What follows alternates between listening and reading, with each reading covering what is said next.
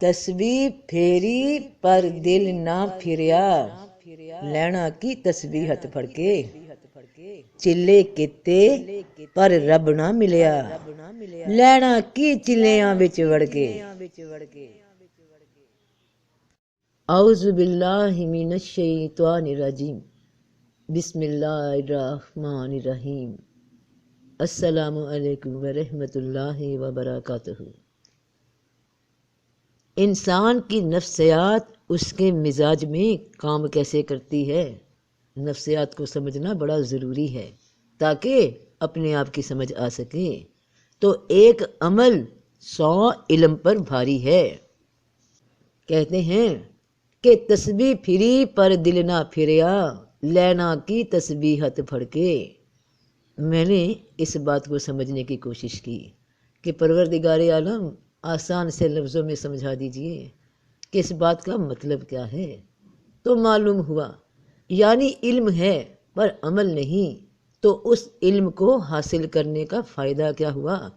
اب اس کو اور بھی سمجھنا ہے تو بڑے ہی سادہ الفاظ میں سمجھا دیا میرے رب نے۔ تو کچھ مثال یہ بنتی ہے۔ اب انسان زندگی میں بہت سے مقصد بناتا ہے، کسی ایک مقصد پہ چلتا ہے، تو ان میں سے ایک مقصد کی مثال دیکھیے کہ کسی انسان نے مقصد بنایا کہ اسے خود پہ توجہ دینا ہے، خود کو فٹ کرنا ہے، خود کو ریڈیوس کرنا ہے، وزن کم ہو جائے، بس دل میں آ گیا ہے کہ فٹ ہو جانا ہے۔ اس کے لیے اس نے لوگوں کو دیکھا کہ وہ کیا کر رہے ہیں، اپنی باڈی کیسے بلڈ کر رہے ہیں، پھر اس نے یوٹیوب پہ بھی اپنے مطلب کی سرچ کی اور بہت سی ویڈیو دیکھی جس میں بتایا گیا کہ بگنرز کو جو شروع کرنا چاہتے ہیں اپنی باڈی پہ ورک، تو ان کو یہ کرنا چاہیے کہ سٹارٹ میں واک کرنا چاہیے، پھر جاگنگ پہ آ جانا چاہیے، اور خوراک ڈائٹ پھل جوس وغیرہ ایسے ہونے چاہیے۔ تو بندے جس کے دل میں یہ شوق اٹھا، فٹنس کا مقصد بنا، تو اس نے اب سوچا کہ واک کرنی ہے، جاگنگ کرنی ہے، تو چلو جاگرز خرید لیتے ہیں، ارے ساتھ ساتھ وہ صبح کو بریک فاسٹ میں کچھ جوس بھی پینا ہے نا، تو چلو پھل بھی خرید لیتے ہیں۔ تو لا کر سجا کر یہ سب چیزیں گھر میں رکھ دیں۔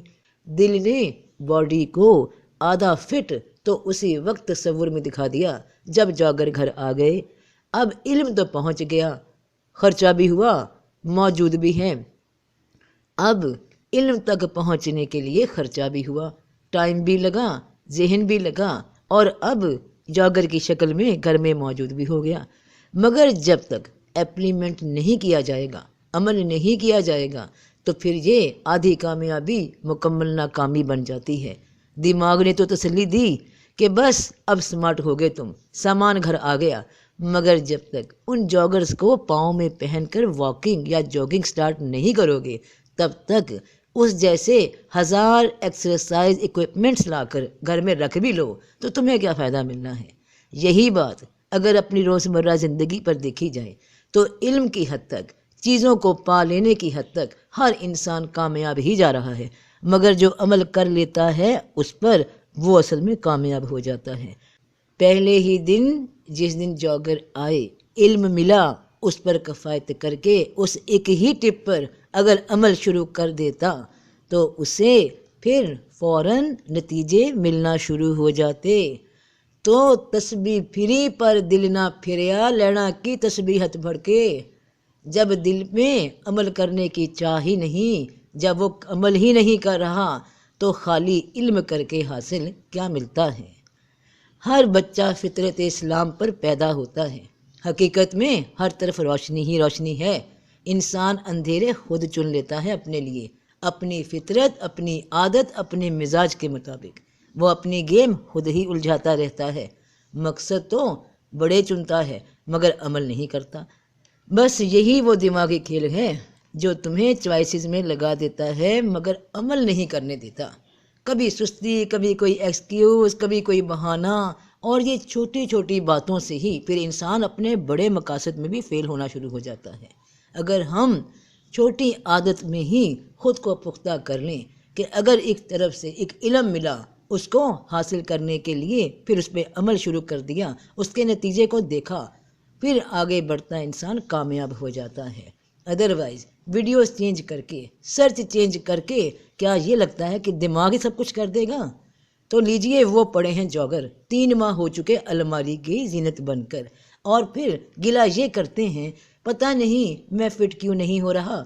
اب سوچو ہی سوچو میں فٹ کون ہوتا ہے بھائی، جب ان جوگرز کو پاؤں میں ڈالا ہی نہیں، بس دن رات ان کو دیکھ کر دل تسلی دیتا رہا تم بہت بڑے فٹ انسان ہو۔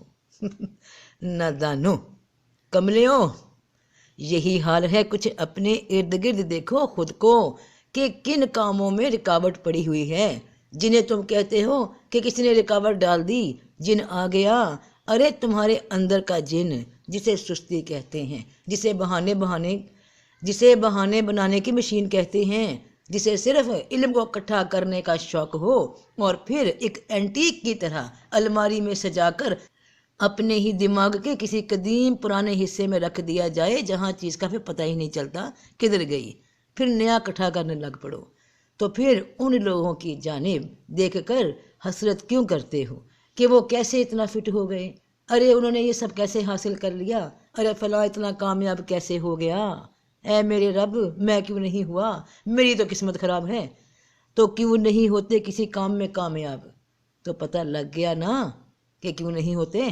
اب ذرا خود پہ نظر ثانی فرما لیجئے تو سب کا بھلا، سب کی خیر۔